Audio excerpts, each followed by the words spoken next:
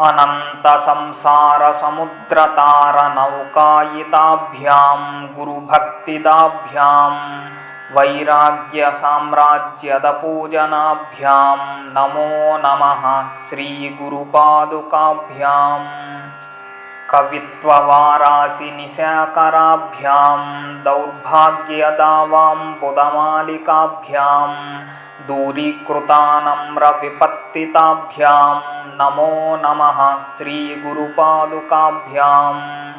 नताययो श्रीपतितां समीयुः कदाचिदप्यासु दरिद्रवर्याः मूकाश्च वाचस्पतितां हिताभ्यां नमो नमः श्रीगुरुपादुकाभ्याम्। नालीकनीकाशपदाहृताभ्यां नानाविमोहादिनिवारकाभ्यां नमज्जनाभीष्टततिप्रदाभ्यां नमो नमः श्रीगुरुपादुकाभ्याम्।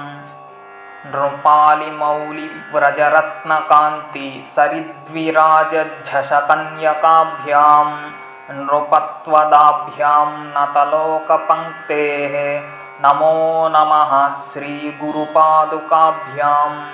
पापान्धकारार्कपरम्पराभ्यां तापत्रयाहीन्द्रखगेश्वराभ्यां जाड्याभिसंशोषणवाडवाभ्यां नमो नमः श्रीगुरुपादुकाभ्याम्।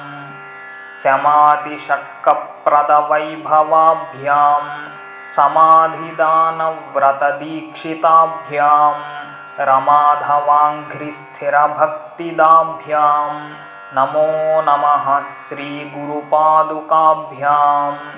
स्वाच्चापराणामखिलेष्टदाभ्यां स्वाहा सहायाक्षधुरन्धराभ्यां स्वान्ताच्छभावप्रदपूजनाभ्यां नमो नमः श्रीगुरुपादुकाभ्याम्।